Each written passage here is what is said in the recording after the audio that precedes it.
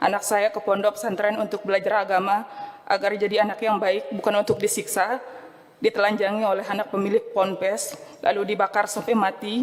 Ketika saya menolak surat damai, mereka membuang kami.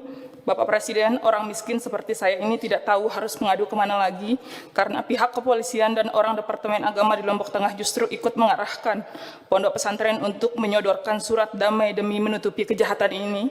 Harapan kepada yang pertama yaitu kepada Bapak Presiden Republik Indonesia yang saya hormati dan saya cintai.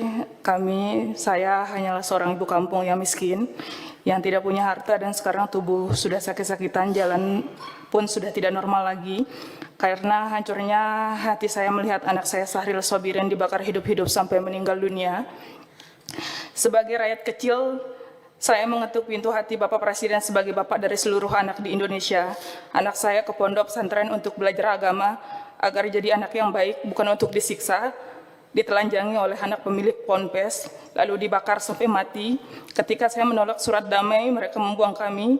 Bapak Presiden, orang miskin seperti saya ini tidak tahu harus mengadu kemana lagi, karena pihak kepolisian dan orang Departemen Agama di Lombok Tengah justru ikut mengarahkan pondok pesantren untuk menyodorkan surat damai demi menutupi kejahatan ini.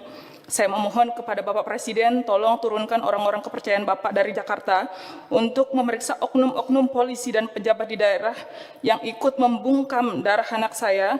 Tolong pastikan hukum tidak pandang bulu meskipun pelakunya adalah anak tuan guru atau pemilik pondok pesantren. Nyawa anak saya tidak bisa dibeli dengan selembar kertas damai.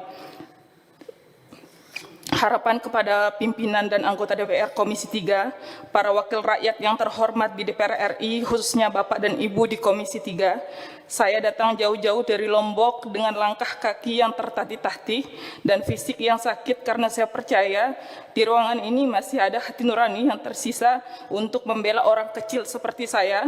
Harapan saya sangat sederhana, jangan biarkan kasus kematian anak saya Sahril Sobirin menguap dan dilupakan hanya kami orang miskin yang tidak punya uang dan kekuasaan. Saya memohon kepada Komisi 3 untuk menggunakan wewenang besar yang Bapak dan Ibu miliki guna mendesak Kapolri mengusut tuntas skandal pembungkaman ini.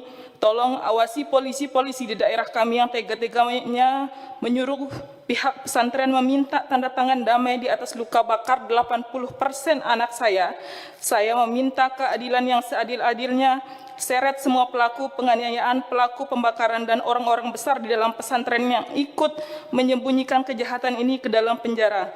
Jika DPR RI tidak membantu saya, kemana lagi kami orang kampung yang pincang dan buta hukum seperti saya ini harus mencari keadilan di negeri ini. Terima kasih.